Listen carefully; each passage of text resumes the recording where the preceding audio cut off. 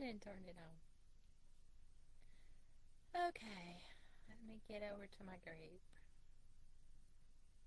I haven't done a Facebook live in a long time. Are we live?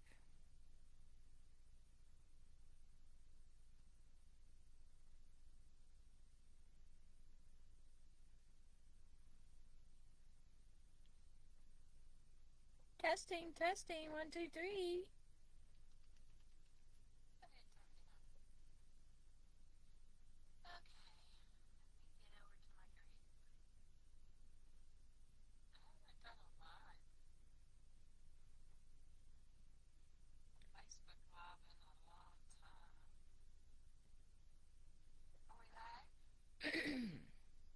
Okay.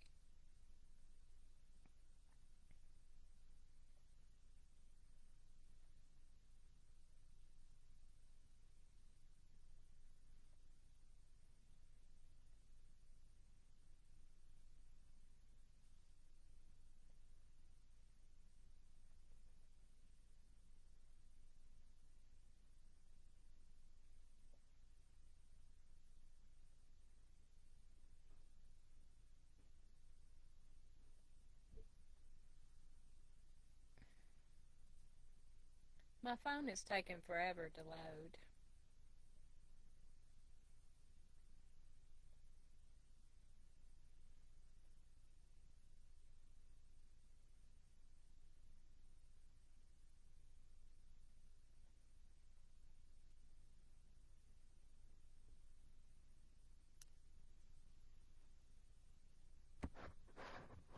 Let's play us a song if this will sit up here without falling off.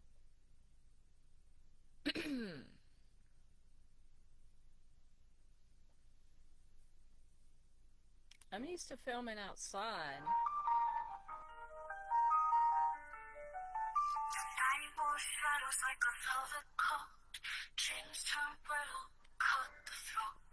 A house of laughter, a house of lights, beneath the moon, the devil sighs. Steps in the dirt, whispers of dread, a chill in the air, the living and dead. Oh, see I'll drive where the stars go dim. Oh, see I'll drive where the light grew thin. That screams rose high, the silence sank low. So I'll drive where no angels go.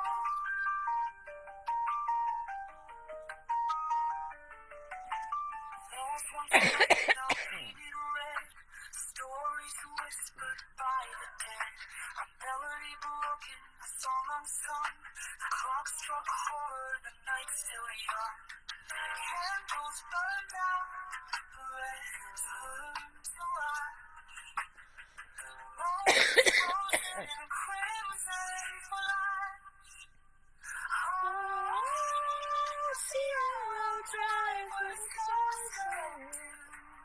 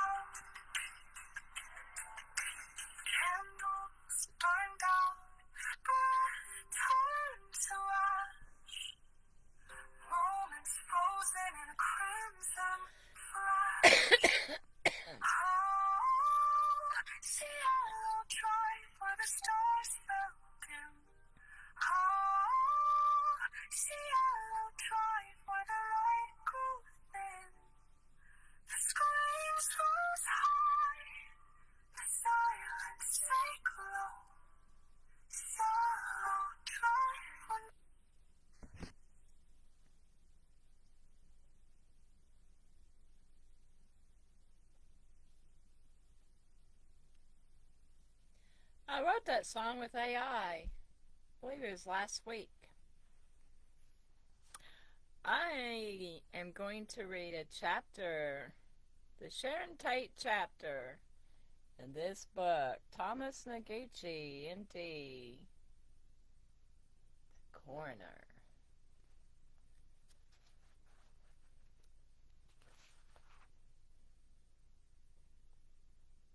Very interesting lineup, eh? Alright, here we go.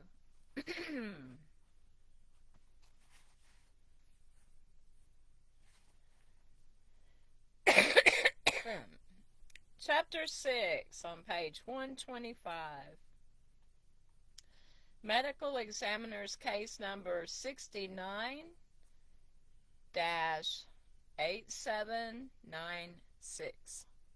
Sharon Tate. Here's my receipt. A lonely road curved up a hill in Bel Air until it reached an estate high on a cliff. An iron gate to the grounds was locked and the entire property fenced with barbed wire. Beyond the fence, a redwood house set among trees on a spacious lawn. A swimming pool nestled beside it. A small guest house behind the main residence was the temporary home of the caretaker, 19-year-old William Garrettson. Another young man, Stephen Parent, who had been visiting Garrettson, was about ready to leave. It was just after midnight on August 9th, 1969. Inside the main house, a quiet social evening was winding down. 4 princes and princesses of the Beverly Hills world were relaxing in the home rented by Sharon Tate and her husband, Polish movie director Roman Polanski. A tall, slender woman with brown hair, brown eyes, and high cheekbones. Sharon Tate was considered one of Hollywood's most promising young actresses. In fact, the year before, in a poll of movie exhibitors taken by the Motion Picture Herald, she had been named a runner-up to Lynn Redgrave as the top star of tomorrow. At 26, she had already made 10 films and her future was luminous. But now she was happy for another reason. She was 8 months pregnant. Her husband was in Europe working on a film, but she was looking forward to his return. This is the gospel according to Naguchi. Abigail Folger was the heiress to the Folger coffee fortune. Her father would later tearfully describe Gibby, with a Y, as a nice young girl from Radcliffe who suddenly found herself in that new world of Hollywood. The reason she was there was a tall, handsome man named Wojtek Frykowski, a friend of Roman Polanski and prototypical member of what used to be called the beautiful people. Vaguely wealthy and definitely attractive to women, Frykowski raced sports cars and had helped finance some of Polanski's films. Married twice, he was now romancing Abigail Folger, and both of them had been house guests of Sharon Tate for weeks. Another prince there that night was one with whom perhaps only Beverly Hills society would crown. A hairdresser who owned salons in Hollywood and elsewhere around the country, Jay Sebring, was once engaged to Sharon Tate. He had become a friend of both Tate and her husband and was frequently a guest at their home. It would later be reported, excuse me, I am sickly. It would later be reported that part of Sebring's charm was that he was kinky in sex. Am I allowed to say that on Facebook? Karens, you may take a potty break right now. No bitching allowed in here in the rabbit hole. We see and hear everything. Anyways, where are we?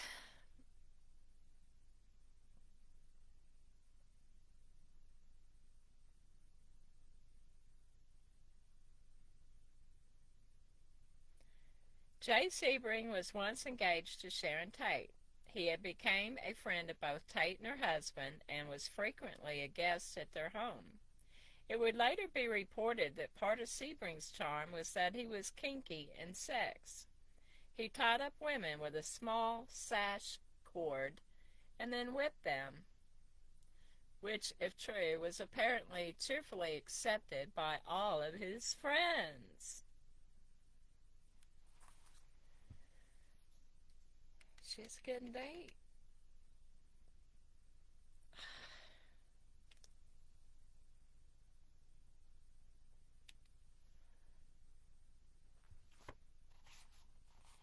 All right. Where was we? Picture it. At midnight. Sharon Tate was relaxing in bed.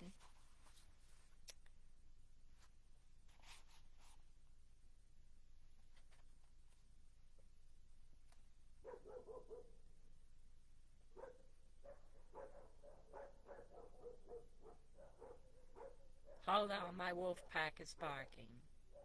I'm listening to see if it's a human.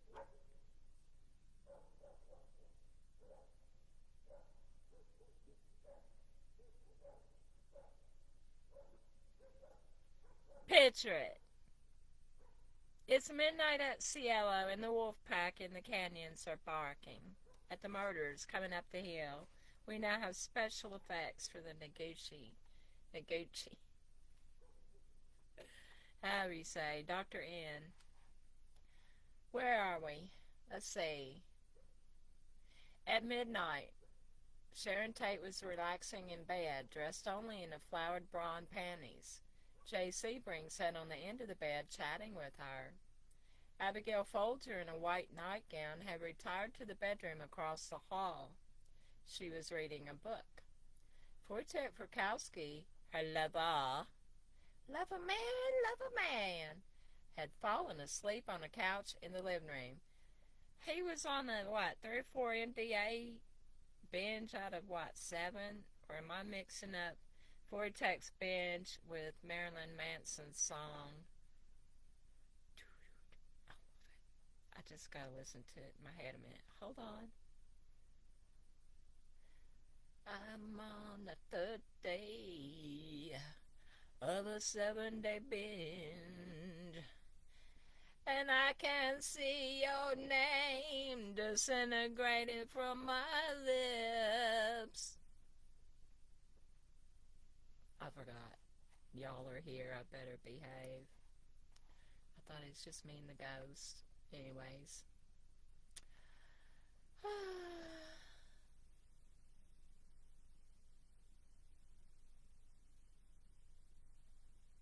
Did you know Abigail was reading about MK Ultra stuff? That was her last book. I forgot the name of it, but I scribbled it down somewhere. It might be somewhere in the rabbit hole. Check out the many cobwebs in here. Anyways. I forgot to put my top hat on. I'm sorry, y'all. All was quiet at 100. Excuse me, I'm burping. 50 Cielo Drive. A few minutes later, let me get me a drink. I don't want to be messing up the scary part. Y'all supposed to be on the edge of your seats and all that kind of stuff.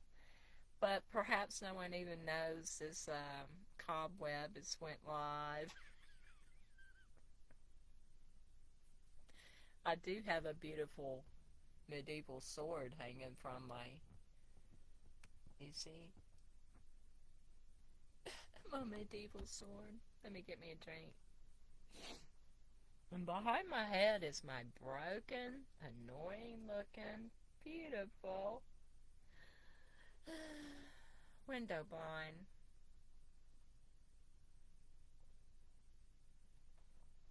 I gotta fix it. If I'm gonna be sitting and live streaming in bed, I can't be looking at that ugly thing. Let me put my big fat head here. Oh, too close to my eyeballs. I can't see. Alright, here we go. Can y'all tell I ain't used to being around people? I don't even know how to act. Let me put on my serious face. Tell Linda, get your shit together.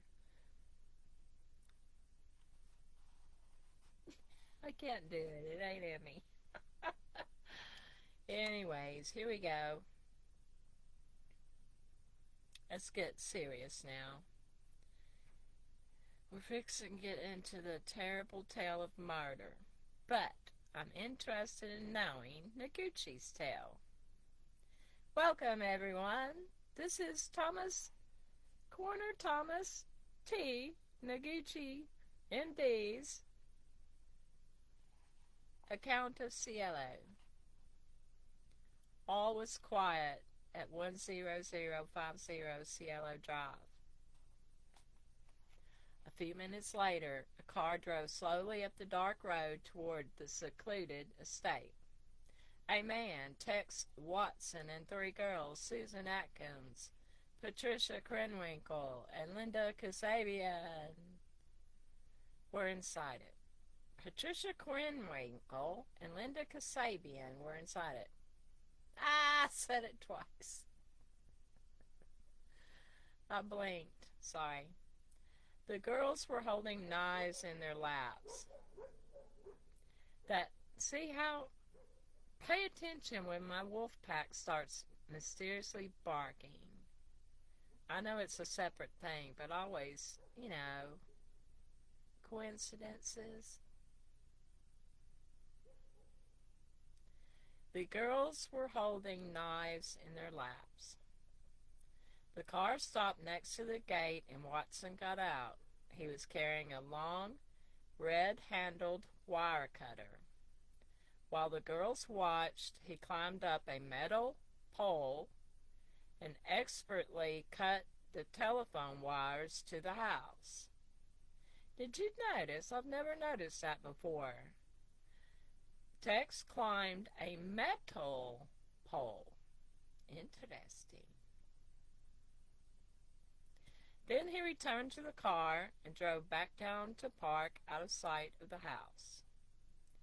It was approximately 12:18 when they returned. The girls were barefoot, dressed in jeans and t-shirts. They carried dark clothes with them, and the long, sharp knives they had been holding on their laps. They climbed over the fence and started towards the house. But trouble. Headlights. A car was approaching. "Get down, get down," Watson whispered to the girls. They hurled themselves flat on the lawn and watched Watson walk toward the car, which had halted at the gate. The next thing they heard was the voice of the young driver. "Please don't hurt me. I won't say anything." Yeah, right. Did he really think I was going to fly? That ain't in the book. That's just a biker chick. I'm sorry. Crack. A shot. Then others. Interesting warning. Crack. A shot. Then others. Stephen Parent slumped over the wheel of his car, then toppled onto the passenger seat dead. Strangely, the shots were not heard by the people in the main residence or by Garrettson in the guest house beyond. The intruders waited tensely, expecting someone to emerge from the house to investigate. When no one did, they slipped on the dark garments which would make them all but visible in the night. What? Did you get that?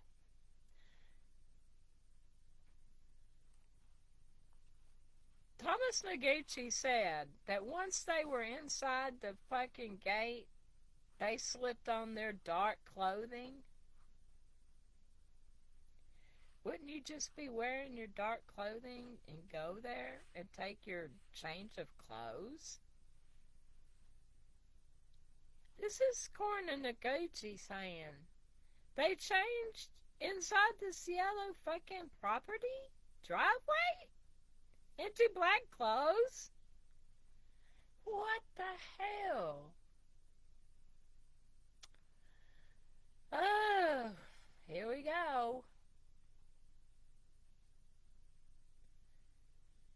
When no one did, they slipped on the dark garments which would make them all but invisible in the night.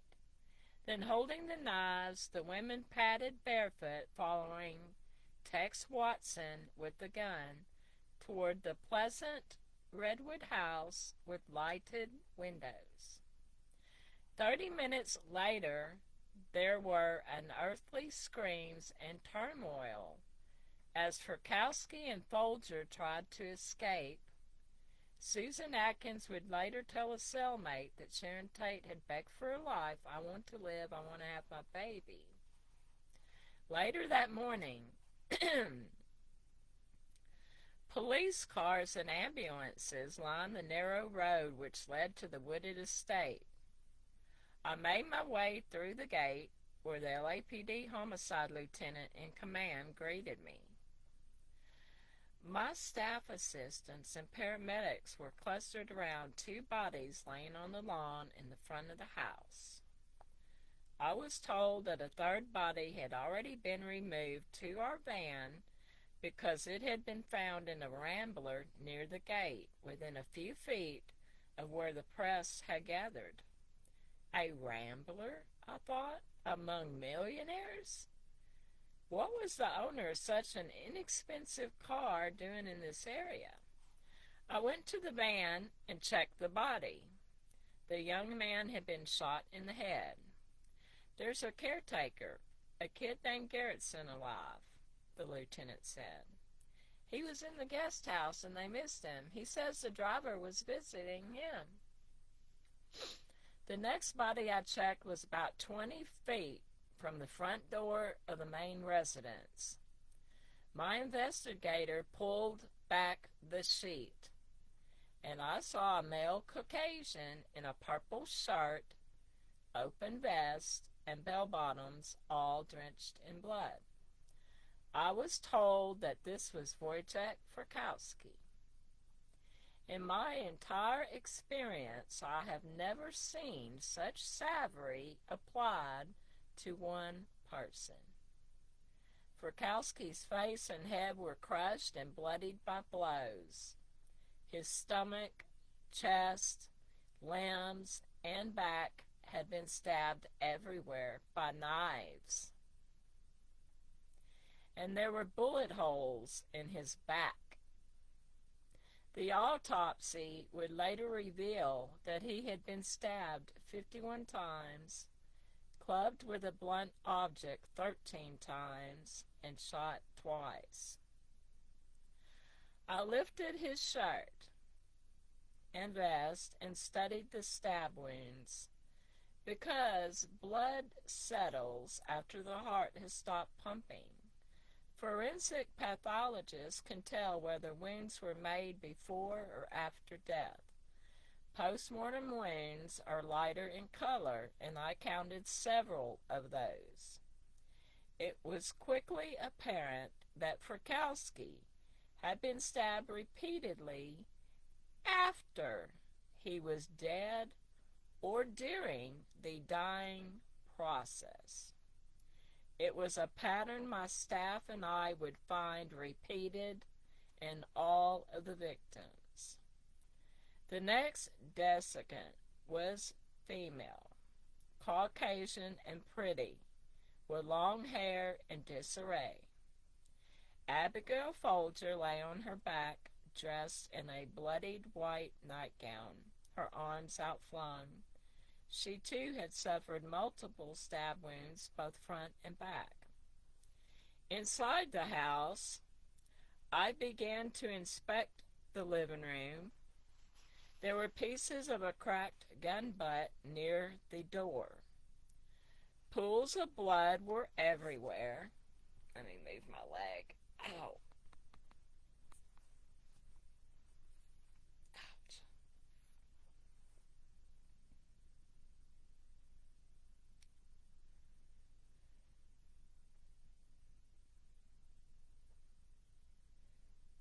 Pools of blood were everywhere, and on the bottom of the front door a word had been scrawled in blood. Pig. What do you think it means? I asked the lieutenant. I don't know, he said. The blacks called the cops pig, but none of the victims were cops. In the center of the room there was a sofa draped with a large American flag facing the fireplace. I walked around it and found two more bodies. The male decedent was J. Sebring, stylishly attired in white pants with a blue longitudinal, however you say that, stripes, an open blue shirt, black boots, and a wide belt. Like Frykowski, he had both been shot and stabbed in many places of his body. A bloody towel was wrapped around his head as a hood, and a rope was knotted around his throat. The most pathetic victim, because she was obviously pregnant, was Sharon Tate, killed by multiple stab wounds. She was lying with her legs tucked up toward her stomach as if to protect her unborn child. And the rope tied to Sebring's throat was also wrapped around hers. It had been thrown over an exposed roof beam, apparently to hang the two victims. I studied Sharon Tate's face closely and noted a rope burn on the lower part of her cheekbone. I then asked my investigator to examine the top of the beam around which the rope was looped. If the beam was deeply scratched or chipped, then we would know that they had indeed been hanged. The aide stood on the sofa to check and reported that there was only a slight abrasion, not a deep one, on the beam. That indicated to me that Tate and Sebring had only been partially suspended by their murderers, with their feet still on the floor.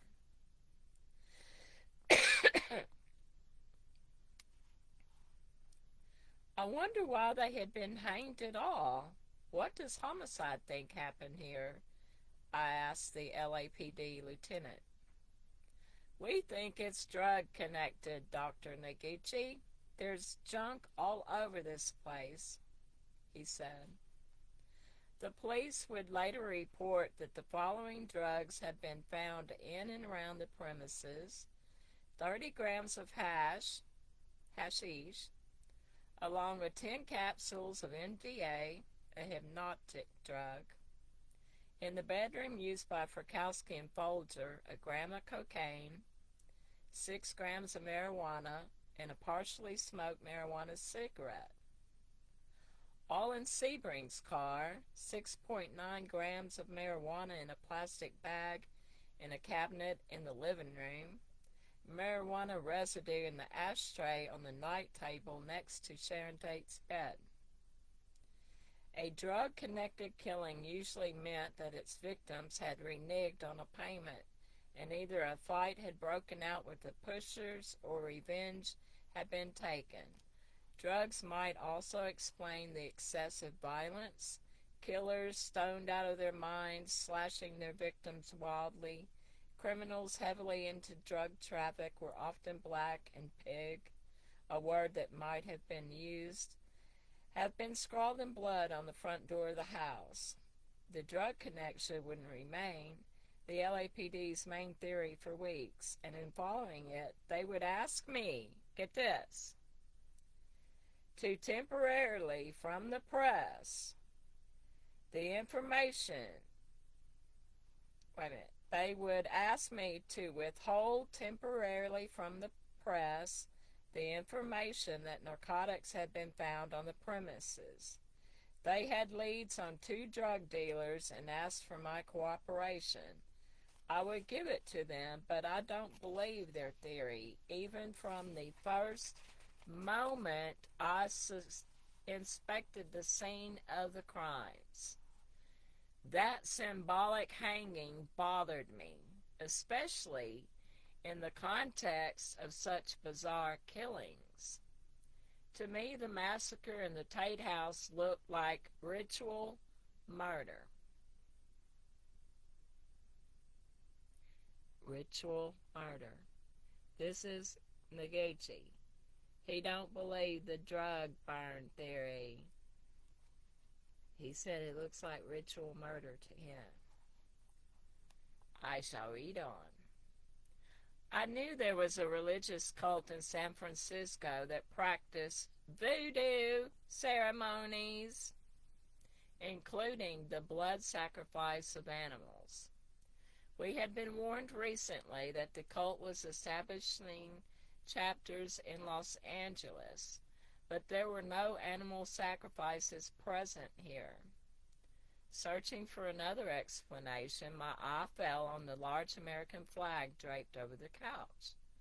Could the murders be the work of right-wing super-patriotic group?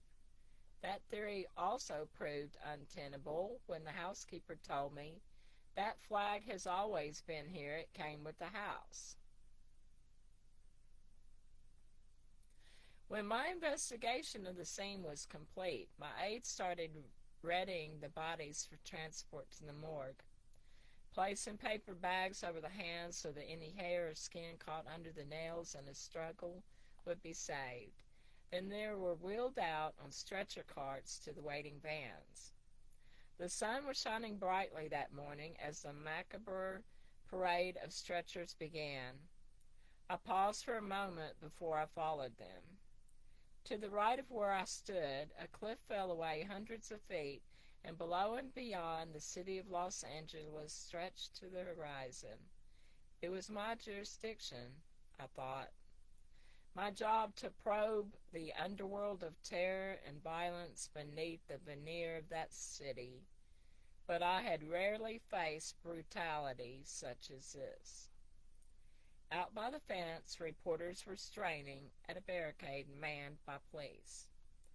They waved notepads while television microphones and cameras poked over their shoulders. Dr. Naguchi! Dr. Naguchi! What went on in there? Was it a sex party? How did they die? I shook my head and said, no comment.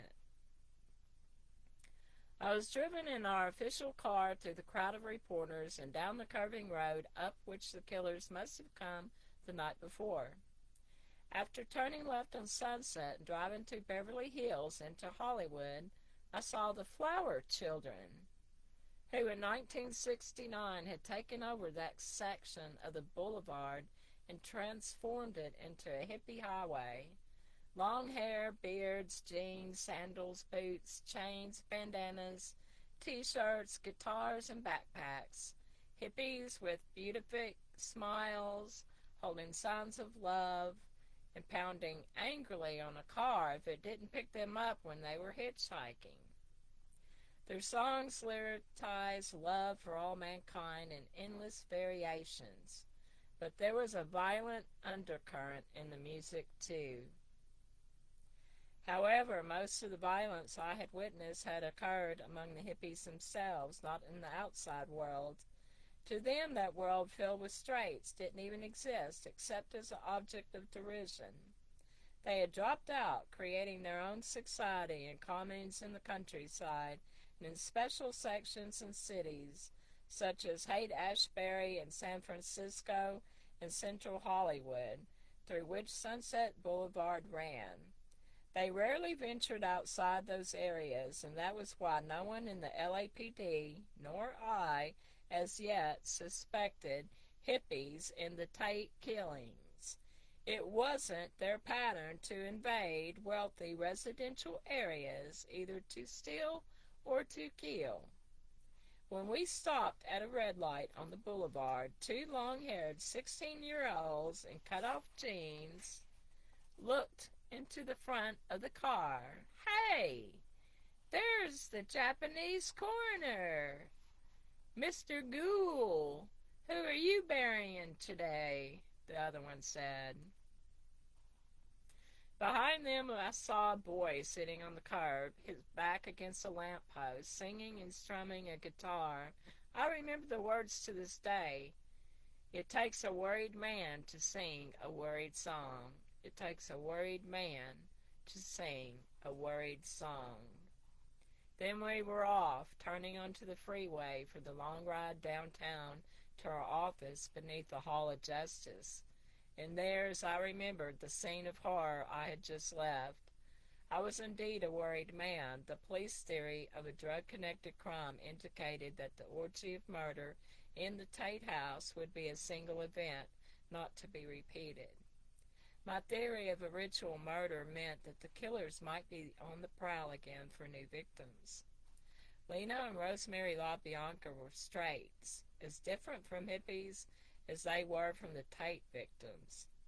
LaBianca was a businessman, the president of a supermarket chain. His wife was the owner of a ladies' dress shop.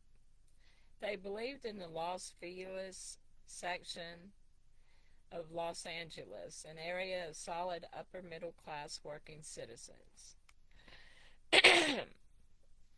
The car that approached their house about 1 a.m. on August 10, 1969, was crowded with young killers. The four who had burst into the Tate estate were now joined by Leslie Van Houten and by Charles Manson. Naguchi didn't mention Clem Grogan. Clem was in there. I guess at this time he didn't know that. And he didn't mention... Yeah, that's right. He didn't mention Clem. Manson was not at that time the bearded figure of evil we later become familiar to millions of Americans. He was clean-shaven, small, and wiry. He slipped out of the car, holding a gun, and disappeared into the darkness towards the LaBianca house. Less than 30 minutes later, he was back. "They're ready," he said. "What happened?" "A husband and wife are in there. I tied them up and told them, 'Don't worry, we don't intend to hurt you.'" Tex Watson, Patricia Krenwinkel, and Leslie Van Houten left the car and walked quietly toward the LaBianca house, where a frightened businessman and his wife had been promised that no one would hurt them. At 11 a.m. the next day, I was performing the autopsy on Sharon Tate. While two of my associates autopsied the other victims, I studied the 16 stab wounds in Tate's body with special care because I had been told by police that the knives employed in the orgy of murder had been taken away by the killers so they could not be connected to the crime. But the murderers didn't know that an accurate description of those knives could be created by forensic science. By techniques of wound analysis, forensic scientists can discover not only the measurements of a knife, but its precise shape. Further, we can tell whether it is single or double-edged, whether its tip is pointed or curved, and whether its blade is grooved like a hunting knife. I first measured the entrance of one of the wounds in Tate's body, which gave me the width and breadth of the blade. Then I looked for bruises on the surface of the skin at the point of entry. Such bruises would indicate that the handle of the knife had struck the body when the victim was stabbed, which meant that the entire blade had entered the wound. Therefore, in those wounds with bruises on the surface, I could discover the actual length of the knife by the depth of the wound. The next step was to squeeze barium sulfate paste into each wound until it filled the crevice. Then I made X-ray photographs of them, which, in conjunction with a close examination of the wounds, would enable me to tell police not only the exact dimensions of the knife that killed Sharon Tate, but the interesting added information that it was a double-edged with a pointed tip. Later in court, that forensic evidence would prove to be important because the murder weapon was never found. Linda Kasabian, who turned state evidence, described it from memory. I also notice when my voice messes up is when Kasabian starts describing a knife. because that's when the lies are. Anyways, Linda Kasabian, who turned state evidence, described it from memory, recalling that the length of the blade was between 5.5 and 6.5 inches. My autopsy showed that the knife was 5 inches long. She also testified that the width was about 1 inch. My report stated from 1 to 1.5 inches. The thickness also matched, and then came the clincher. Kasabian testified that the knife had been sharpened on both sides and had a pointed tip, the exact knife I had described. So that's talking about specific knife wounds on Sharon Tate. In sum, the weapon that had killed Sharon Tate and a second knife used in the murders, which was identified by the same process, were established to the satisfaction of the jury, even though the killers thought they had disposed of them. During my autopsy, I also discovered that bones had been struck by some of the knife thrusts into the bodies of the victims. At the trial, Kasabian testified that Patricia Krenwinkel had told her at the time of the murders that her hand ached from her knife striking bones. Thus, another autopsy finding substantiated the verbal evidence of the state's witness. But all that was in the future.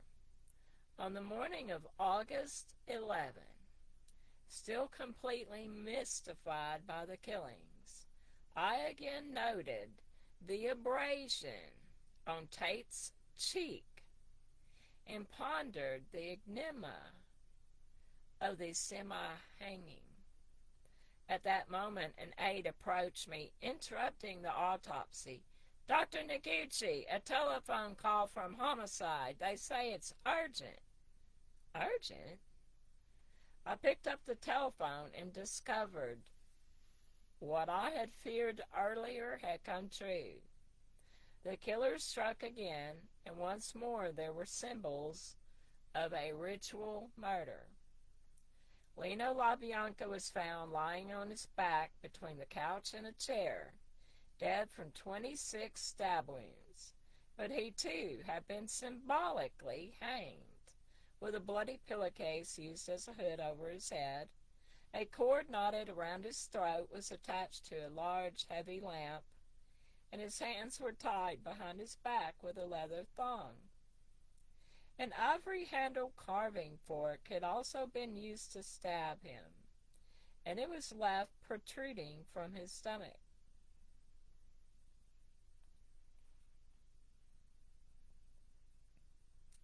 Notice he did not say about the knife stuck in one side and come out the other, where the knife was stuck through his neck.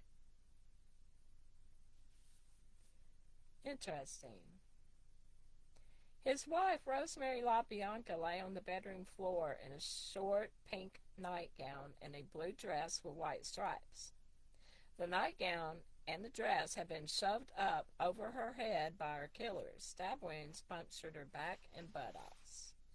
She too was hooded in a pillowcase, and she had been hanged with a wire attached to a lamp. War had been carved, and he says, get this, here's a typo in this book. He said war had been carved on the woman's abdomen.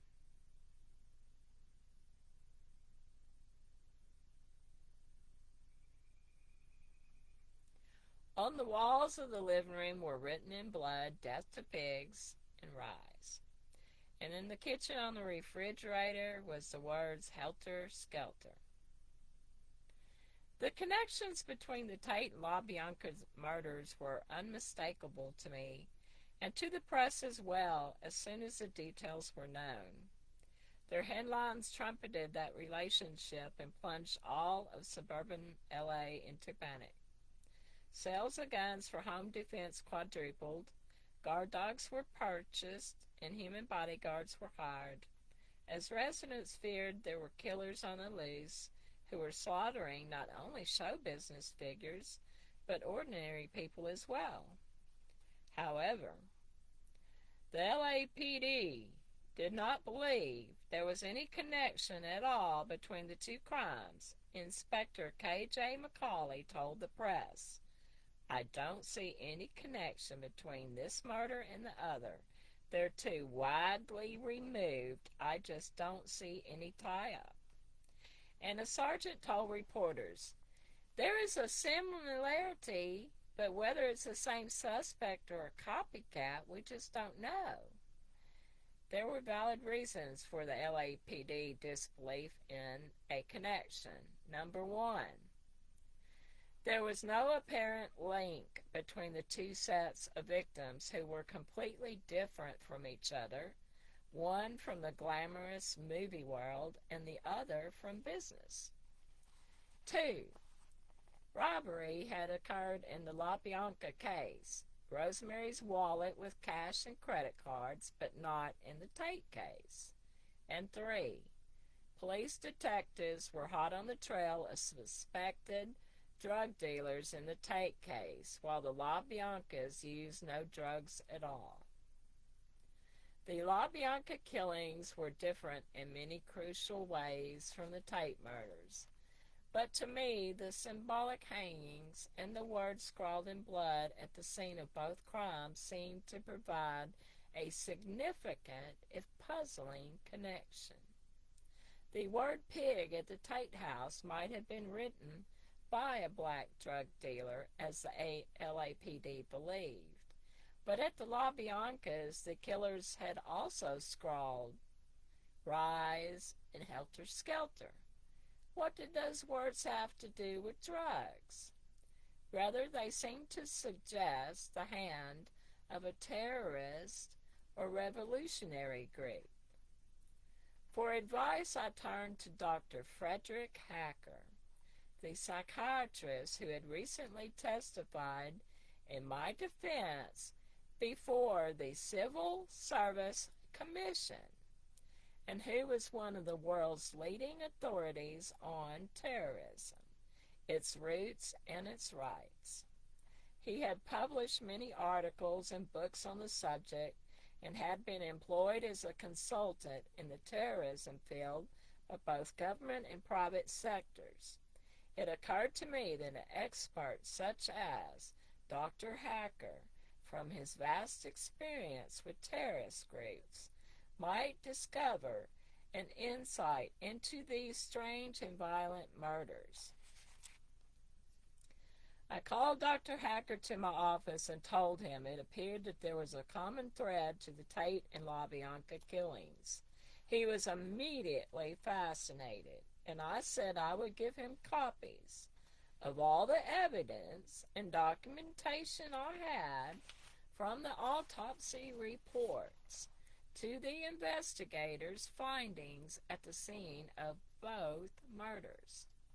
At my request, he readily agreed to volunteer as a consultant on these cases as a public service.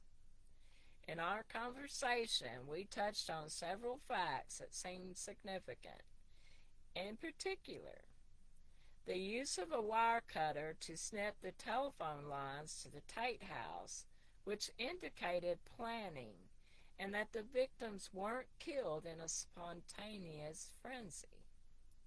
The rope over the beam and the towel on Sebring's head also intrigued Hacker, as did the word pig on the door.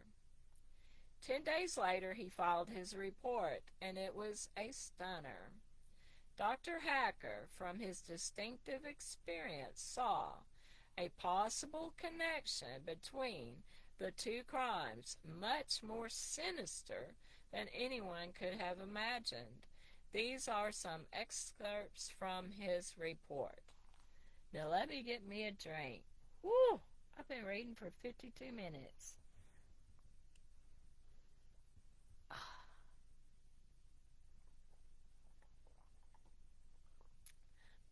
I feel like I was choking on Death Valley sand. Ugh.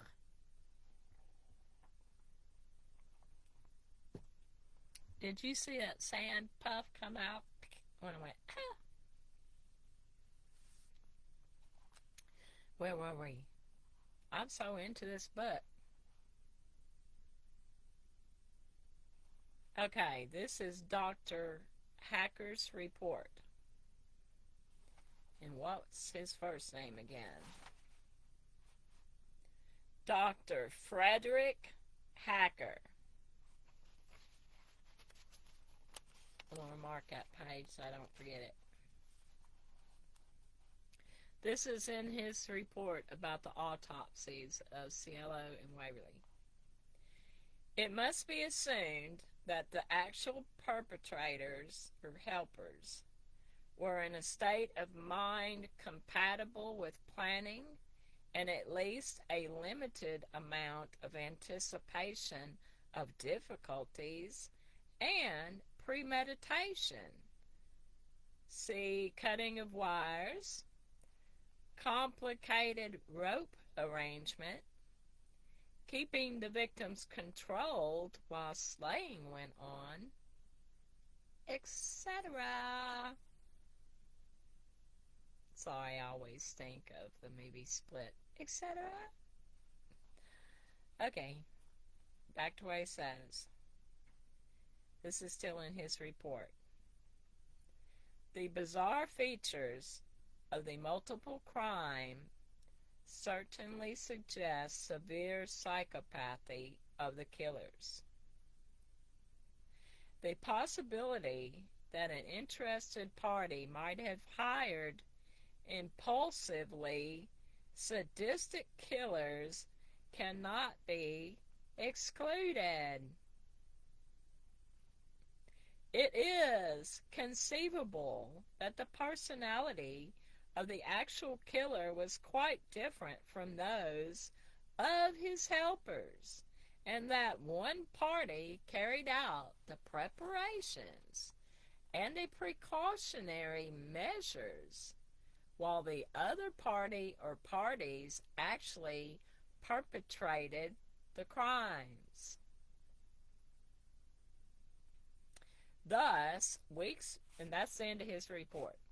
Thus, weeks before Charles Manson was found, Dr. Hacker predicated the existence of a man not even present at the scene of the crimes, who had sent his impulsively sadistic killers to do his murdering. Hacker's report also went on to say that the criminals might be looked for among fringed, pseudo-religious groups, a prophetic description of the cult of which Manson was the pseudo-god. Thomas Naguchi just called Charles Manson a pseudo-god. Really? And finally,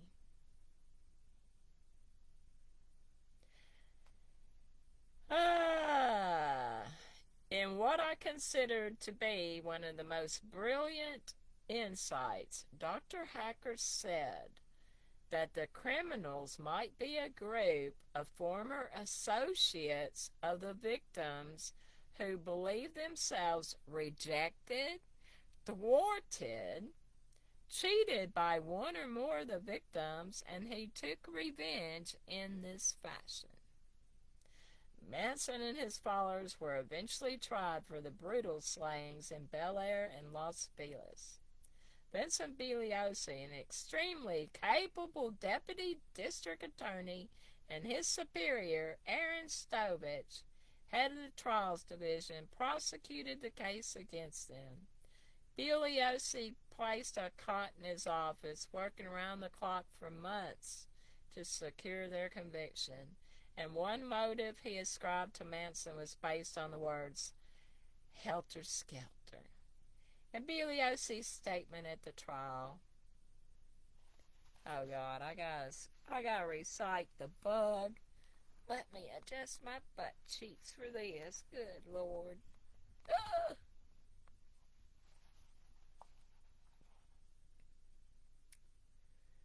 Where am I? The evidence will show. That sounds like something Bugliosi would start with. The evidence will show that one of Manson's principal motives for these 7 savage murders was to ignite helter-skelter. In other words, start the black and white revolution by making it look as though the black man had murdered these 7 Caucasian victims. In his twisted mind, he thought this would ultimately lead to a civil war between blacks and whites. Manson envisioned that black people, once they destroyed the entire white race, would be unable to handle the reins of power because of inexperience and would therefore have to turn over those reins to those white people who had escaped from helter-skelter, i.e. Charles Manson and his family. But, gosh, this goes on forever. But another motive, advanced by Bugliosi, is one which my own research has led me to conclude is correct. Why did Manson choose Sharon Tate's residence for the orgy of murder? I believe that the Sudo god chose that particular house for a very mortal reason: symbolic revenge for a failed musical career. And after he had turned his worshipping cultists loose on Sharon Tate and her friends, the La Bianca murders were purely random, committed only to throw police off the real revenge trail at 10050 Cielo Drive. Among the reports that crossed my desk as I was investigating the case, I found an odd fact that seemed to corroborate a motive of revenge. August 9, 1969, the date of the Tate massacre, was the exact anniversary of the day 1 year before when Manson made his first and only real step up the ladder as a rock music singer. On that day, he appeared at a studio in Van Nuys and recorded songs on tape at the behest of a talent scout, Greg Jacobson. On August 9, 1968. Things must have looked bright for Manson that morning. Dennis Wilson of the Beach Boys had not only befriended him, but had allowed Manson and some of his followers to live in his mansion on Sunset Boulevard and hobnob with movie stars at parties. Even better, Terry Melcher, son of Doris Day, had promised to produce a record album starring Charles Manson. Terry Melcher lived at Cielo Drive. But after the recording session, Melcher, according to Manson and his followers, reneged on his promise. Melcher has always said that it was all a misunderstanding. He made no such commitment.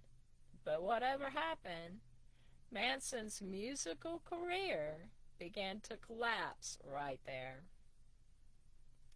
A year later, down and out in a dirty commune on a shabby ranch, the glory days of Hollywood and fame as a rock singer denied him forever, he decided to strike back at the Hollywood society that had coldly rejected him. And I believe he chose not only a special anniversary day for his revenge, but also a special house, 10050 Cielo Drive, where his sponsor and a symbol of his betrayal, Terry Melcher, had lived, and where Manson had visited. At his trial, Tex Watson testified, Manson told me to take the gun and knife and go up where Terry Melcher used to live. He said to kill everybody in the house as gruesome as could. And by gruesome, Watson said Manson meant that witchery should be included. That was why their orgy of killing included the strange hanging of Tate and Sebring and the bloody message scrawled on the door. Thus, neither Manson's choice of day nor his choice of house was coincidental. This tragic coincidence was that Sharon Tate, lovely and pregnant, and 3 of her friends were in the house that night. They died with barefoot, lank-haired young girls brutally thrusting knives into their bodies, girls programmed by a god who I believe was more mortal than they knew. He craved success on earth. The end. Next chapter is Janis Joplin. And my last stepmom knew Janis Joplin. And her sister was a girlfriend to Janis Joplin because she's actually bisexual. Imagine that. I just learned that not that long ago. Anyways, this will end my book reading. Let me look and see if there was any messages, any comments. What's all this stuff? I'm not used to all this. But anyways, thanks for hanging out, everyone. And like I said, sorry about my broken thing. It annoys me, too. That's why I kept... See, my head fills it in. Big old head. Anyways, I wanted to read the Sharon Tate chapter. Interesting. But he messes up and says there was war on Rosemary's belly. Do we get a whole view of Rosemary naked in the morgue? I know we can see her back part and butt, and you can see her face and breast, but can you see her belly? Why wouldn't Naguchi say that war was on Rosemary when war was on Leno? But what if war was on both of them? And what if they just left that out about Rosemary? I must look back through the photos and see. I really didn't think you could see a whole view of Rosemary LaBianca. I can't remember. I'll have to look. Anyways, that's what I was reading from today. Took almost an hour.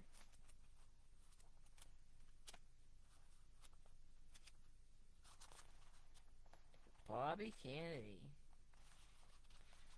I haven't, what did I just say? 7 pigs?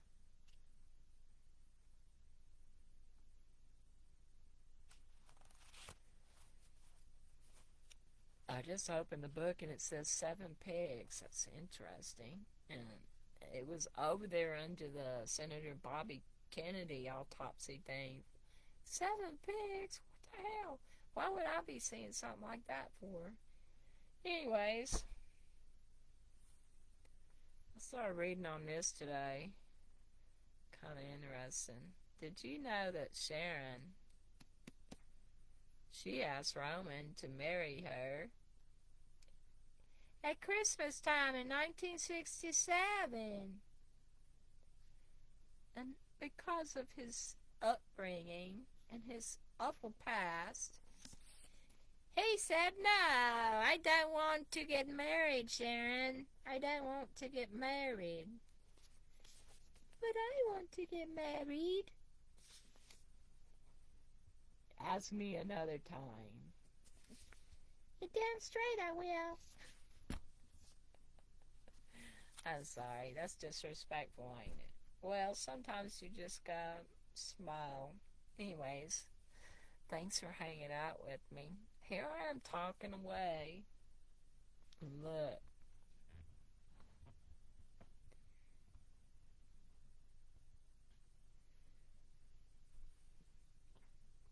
You see this?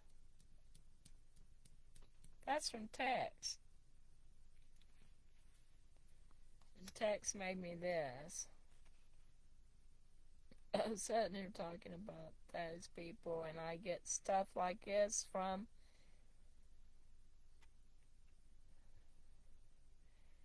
how y'all like Texas art.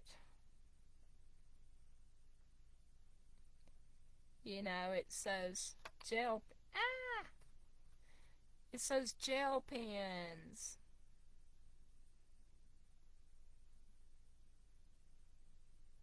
But look, something got on it. And look between the OD part. It looks like two little dots of blood or something.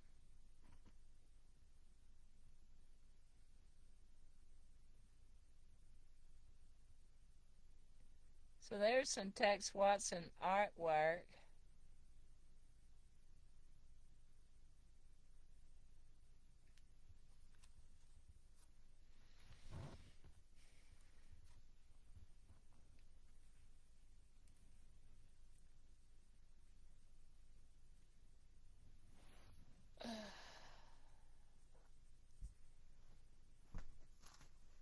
Just a second.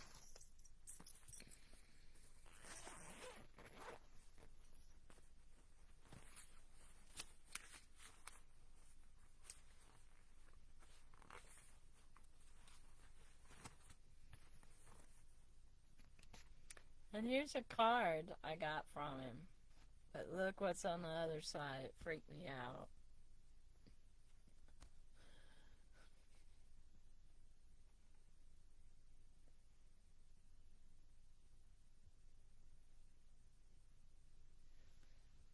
I know it's the American flag, but it comes from Tex Watson. I always see the yellow couch. You didn't know. My kind of leukemia is orange ribbon. All the cancers has a different ribbon, like breast cancer's pink ribbon. Well, for leukemia, my kind of leukemia, it's orange. He didn't know that, but this is the thing he sent me. On April 27/19.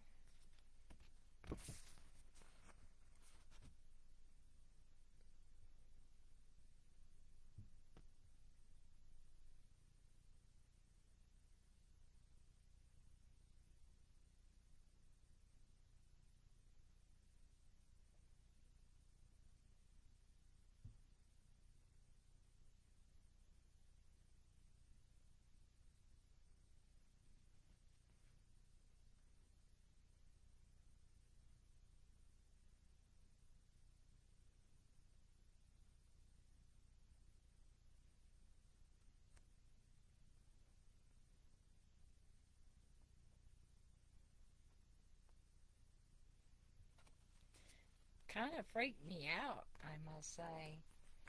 You know, because I'm always, you know, the pen pal and everyone living in the now. But I'm also a researcher and a collector. I have an interesting. Oh, I looked down and my time says 111. My phone just popped on and it's showing me 111. Anyways, let's go back over here and y'all can stare at my sword. I have an unusual room, don't I? I love the movie. Never forget the 5th of November.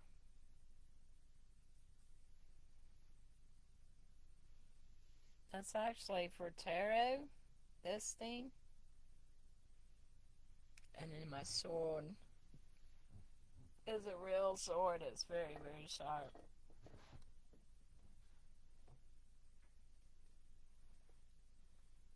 It's my beautiful. I love medieval swords and daggers. Anyways, here I am in my strange little abode. Well, I looked down and I'd been on here an hour and 11 minutes right when it clicked to 12. I was saying 111 again. And over here was 1:11 p.m. on my phone, so I have double 111s. And we got non-6 going on, too. So there we are for our numerology class today. And there we are for reading for some books. I thought that I could do these little live streams in my group and maybe just download it and throw it up on YouTube later. I've been, like I said, I started on this last night. I fell asleep in bed with Roman and Sharon next to my Valentine's from text. I'm like, damn, I live an unusual rabbit hole life.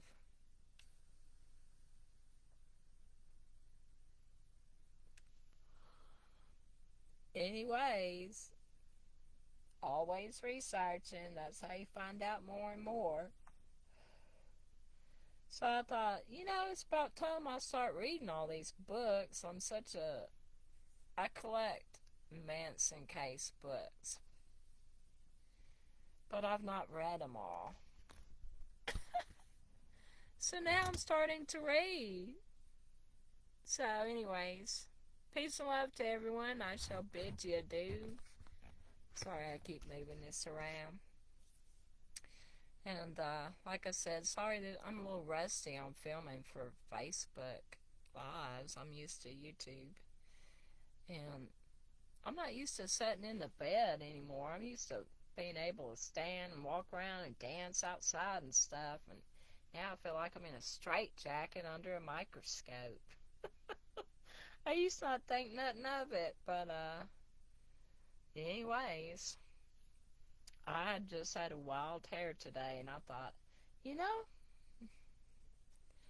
I'll just read the whole damn Sharon Tate chapter of this book, and maybe they won't crucify me at the stake for it. So here was my receipt.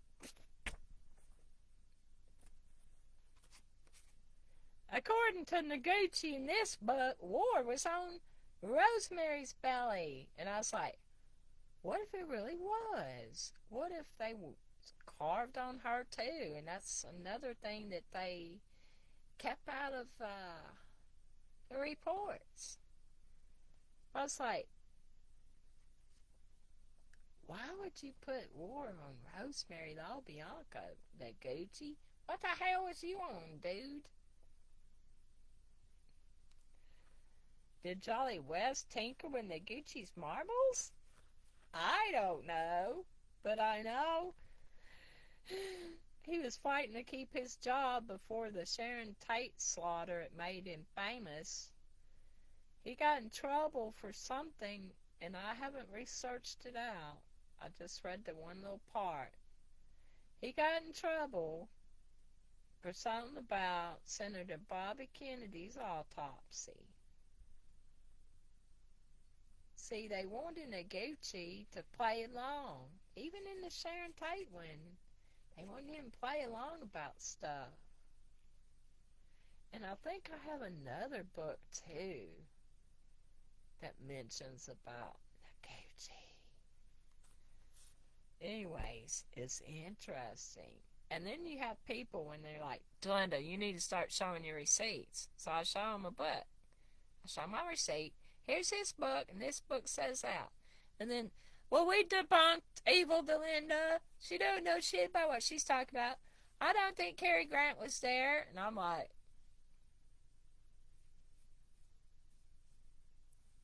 some person wrote a couple of Manson books. Very famous person said that Cary Grant was at Cielo with William Garretson. It's just that he said he fled down the trail and left his car. That the book said he heard screaming and he run and drove away. What if it's both? What if Cary Grant, because he used to live there and he knew everything about that fucking place, including probably up under it? I mean, for God's sakes, he lived there for a long time before Sharon. What if he hid till the murderers left? and the house and everything was quiet. And what if he come out of the damn forest there, the trail, and got in his fucking car and drove off? Maybe that's what went down about it. Kind of would make sense. Both stories would be correct. Anyways, he sure was scared that they were going to come get him because he knew, he seen and heard. He was so fucking scared that he put his, all his light lines and phone lines underground after the slaughter at Cielo. I mean, seriously, people? I mean, that's a little much. It's a little much, don't you think? If he wasn't really there. And I think the phone call that Stephen Parent got at work from the older gentleman that pissed him off, I think he was being sent to work at Cielo with Cary Grant and Garrettson for Scotty Bowers. They're all hooked up together. And Cary Grant was there with William Garrettson.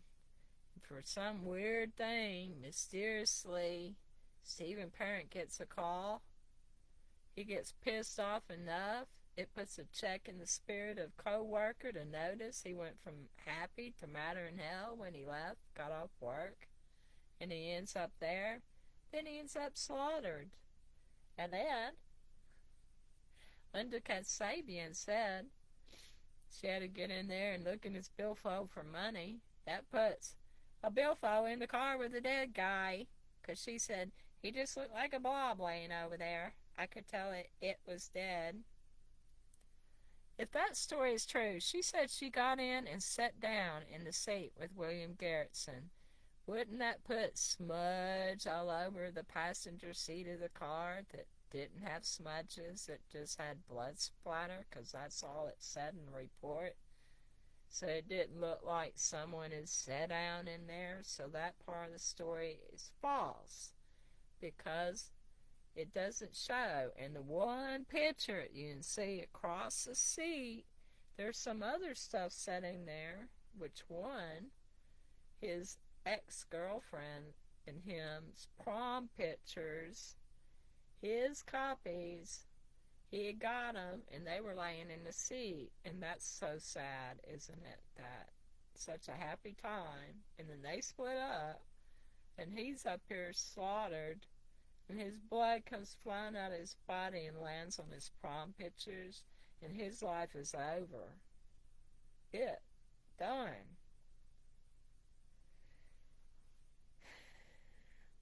I think he was shot in a different spot and was still alive when placed in the car and shot the other 3 times. And I think the watch is a stage, laying his watch perfectly where it is. Seems quite odd. And the placement of his butt in the car and the way his legs are, it looks like he is put in the car and someone picked his legs up and set him down, because they're kind of like this, and this one should be over here at the gas pedal, and this over here towards the brake or clutch, whatever kind of car it was. But they're over here near the window, and his butt is right at the edge of the seat, and he's laid over. I think he was placed in there alive and shot the other 3 times, and that would put the blood splatter on the inside, finish him off in there. But the first shot, possibly,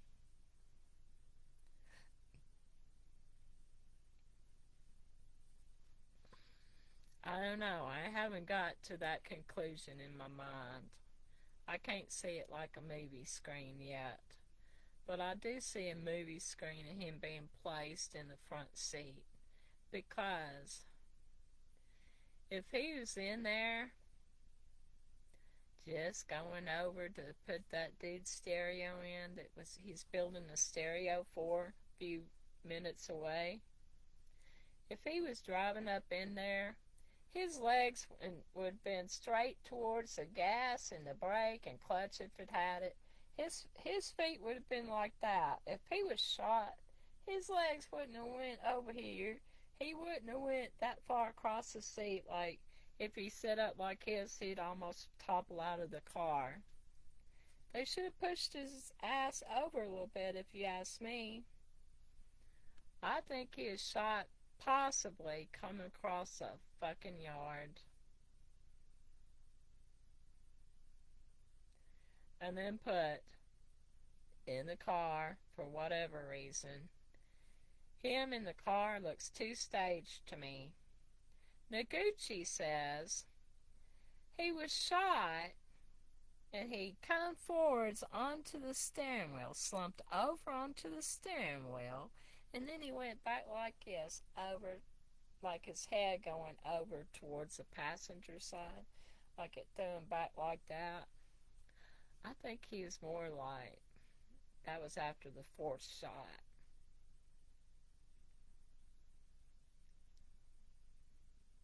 If he's still alive after the first, the second, third, and fourth bullets being shot, would make the blood splatter go all inside everywhere that they seen it, and the fragments of whatever particles of his body went wherever. So many photos are missing. I wish I could be like these other medicine researchers that can actually show you the photo, but he doesn't like me, and he tried to take my channel down, so I can't put up a photo and say, well, this and this and this and this. But if you know those photos, you know them like me. I have to put them in my head like a photographic memory, and I'm like, shh. It's easy to stage Stephen Parent's death in two places. Shot coming down the trail or front yard. I think he went the front yard both ways, to and from. I don't think he went the trail. And perhaps, because he said, who's the two good-looking young girls in the front window as he come through? It'd be much easier to see two young women. They were younger than, wasn't they all younger? Maybe they were all kind of the same age as Sharon, and I don't know. But according to Garrettson, he said that Stephen Parent asked him about the two girls. Maybe that's in a book. The two pretty young women. And Garrettson falsely said it was Polanski's sister, I think, and wife. I can't remember. I might be wrong on that, so don't quote me. Anyways, I want to get off here. I just wanted to read Naguchi's version, and I didn't catch that I caught it last night about him writing, saying war was on Rosemary LaBianca. I'm like, what? War was on Leno, but what if it was also on Rosemary?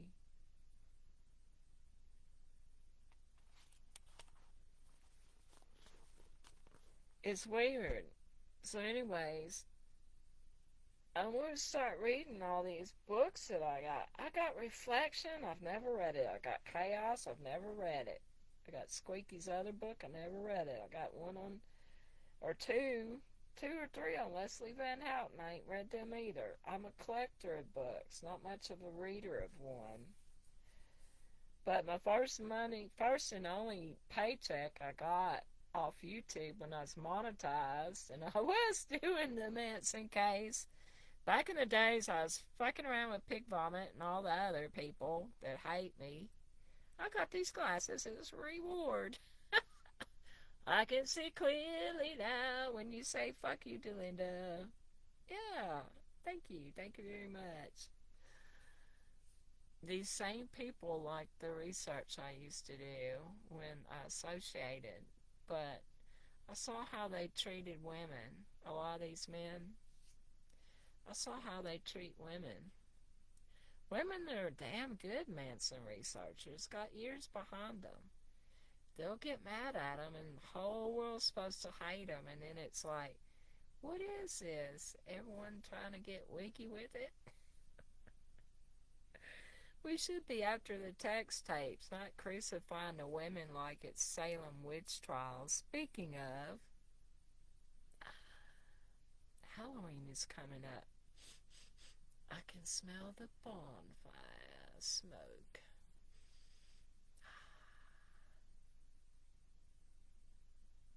I miss wearing my top hat. Someone said, Delinda, you're copycat and stoner wearing that top hat. And I'm like, no, I'm not. The first top hat of the Manson case was Bobby Busele, and he gave me my first copyright strike to my YouTube channel for the song Ghost Highway. I cannot play it for you, but I put those coveted crime scene photos from him and his murder, the bloody pillow, and the prayer beads, and the bagpipe, and the upside down kitchen chairs, all in disarray, and even he was laid out from his little make-a-do half moon shaped fireplace. Sharon Tate, Jay Sebring laid in front of the fireplace. Lino LaBianca laying dead in front of his fireplace. What's up about fire? And then we can't forget the audio tape. The LAPD was given audio tape. Sharon and Wojtek and Abigail. I don't know if Jay's there or not, but it's a drug party. And another thing was a video and audio because it shows them all smoking weed. So it must be two different things. But where's that? Because that's supposed to be in the crime scene report. I come across the thing is talking about it, but the audio or the video is not included. Just the report that went in to trial. The little exhibit. Here it is, whether it's video or audio or both, of some of the victims doing drugs at Cielo. And Wojtek Frykowski is talking to some Polish friends who they got deported thinking they were spies after his death. A bunch of his peeps got deported back to Poland. Him and Roman's friends from the movie industry. Before Wojtek was killed, they were being investigated by immigration as Polish spies. I was like, and then all the shit about Krzysztof Komeda and Wojtek Frykowski. Some of Krzysztof Komeda's family and friends wrote a book and told all about the damn crooked damn death thing between Wojtek Frykowski and Roman Polanski, putting the murder hit out on Krzysztof Komeda. I chased the book all the way to Poland, but I live in the USA and they won't let me buy it. And I was like, damn it, man. So her over there that put me in the doghouse till this morning at 9 something, I can post now. She's like, well, I have some Polish friends that can read it. Give me the name. So I sent it to her. Not even a thank you, acknowledgement, kiss my ass or nothing. I was like, how can you pass on research? You got to cram it down someone's throat because their little bully club don't like me. I'm trying to bring some fucking research to the table. So the other day, I'm like, fuck it. I'm going to go back in there. I'm just going to slam a bunch of photos, of which I did. But I was looking for one photo for myself, and I kept finding some damn good research and shit I done forgot about. And I was like, this is too fucking amazing not to share it. So I did it, and it backfired on me. But it got everyone in that group talking about shit. But it backfired on me. And then I heard people still doing it. Don't talk to her. Ah, baby. You know what all that's over? I fucking told someone that to Susan Atkins photos and loves her from the court she is, that the bitch stabbed Wojtek in the back twice as he's fleeing through the living room and out the door. You know, she's screaming for Tex before the knife got lost. So, supposedly. You know what?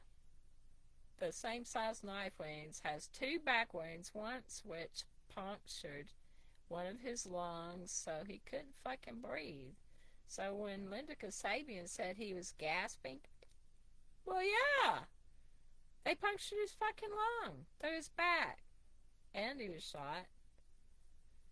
But it's the same knife wounds as the leg wounds, that one leg wounds that supposedly sexy Susan Atkins did.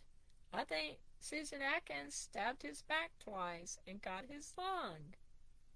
Sometime in the frenzy of riding him like a cowboy, woo, through the cielo. Yeah. Anyways, they got him going every which way. What if all that is just totally false? What if all that shit didn't even happen at all, and it's all Jolly West tinkering? I personally think some people was killed, and then in the wee hours when the screaming and some more gunshots was heard, I think 2 people were killed then. And you know, the temp's going to be different in the living room, in the front lawn, and the car. In August 1969 weather in California, USA. There you have it. That's why you can't really prove the exact second of any of their deaths.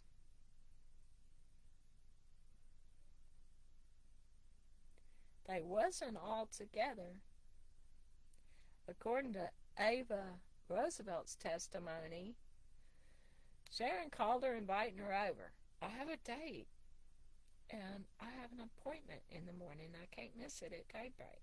Well, come by for drinks after your date. It's okay. We'll be awake even if it's late.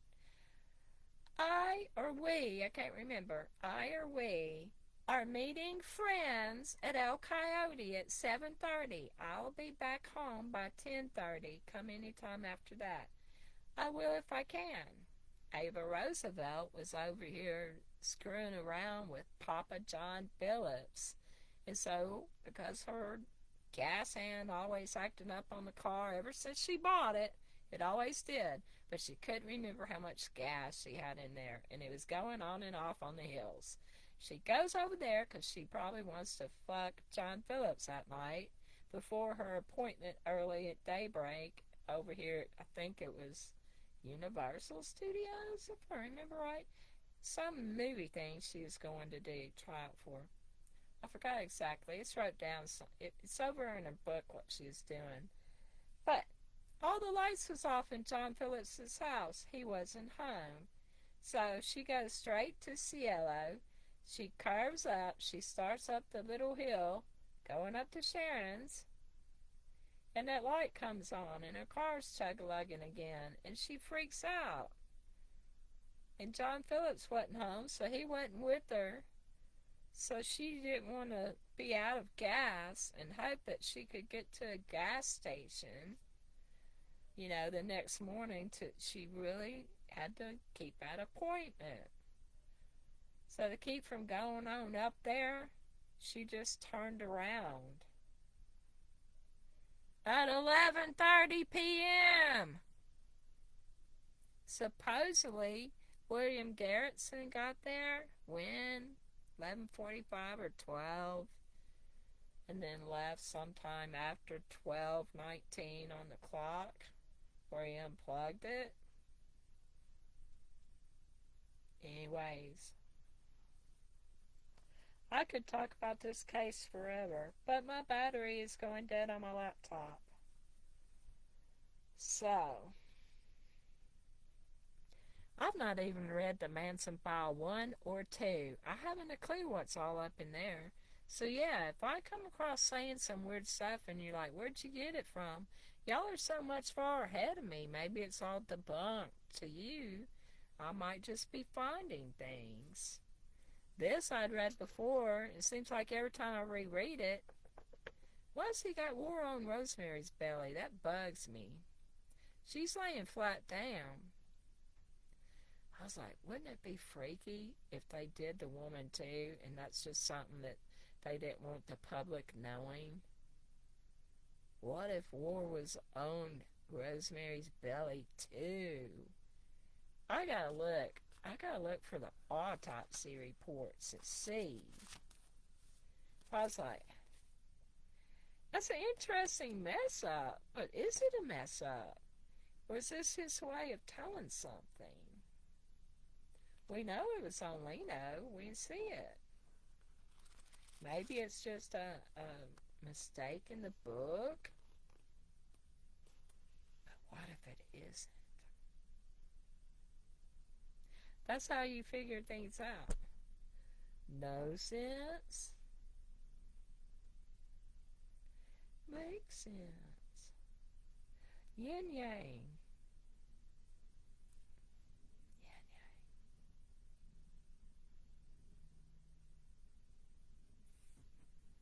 As above, so below.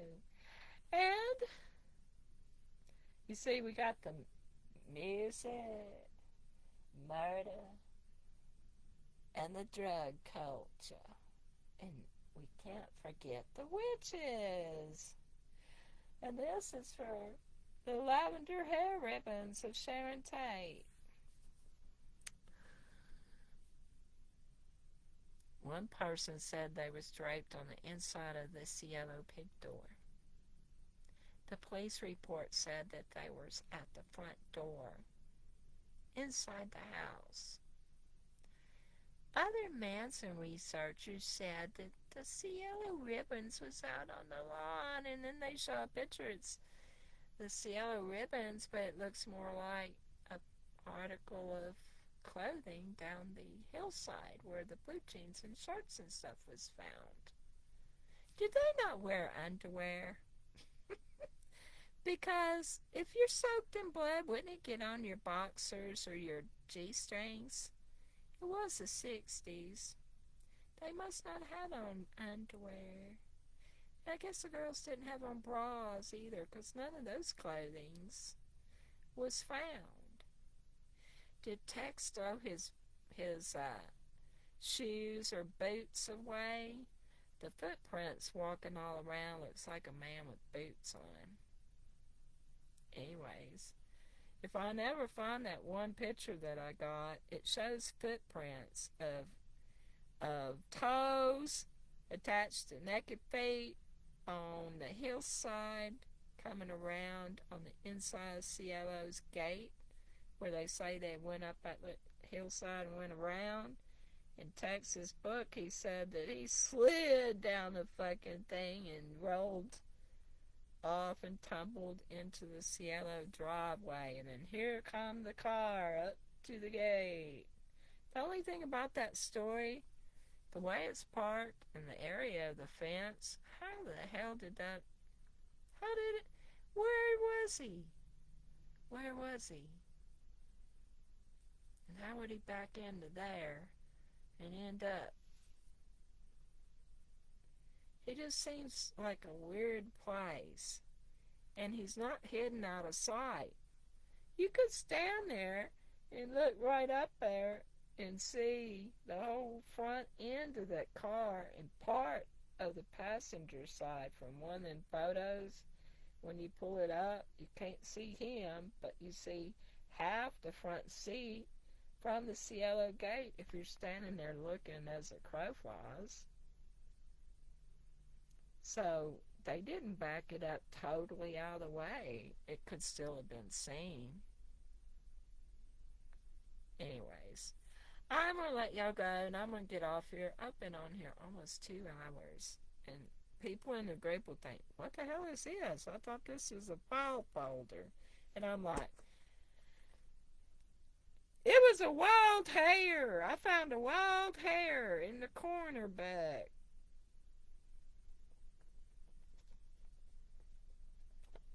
I wanted to let you know what he said about it. Anyways, peace and love, everyone, and remember, be kind. Bye.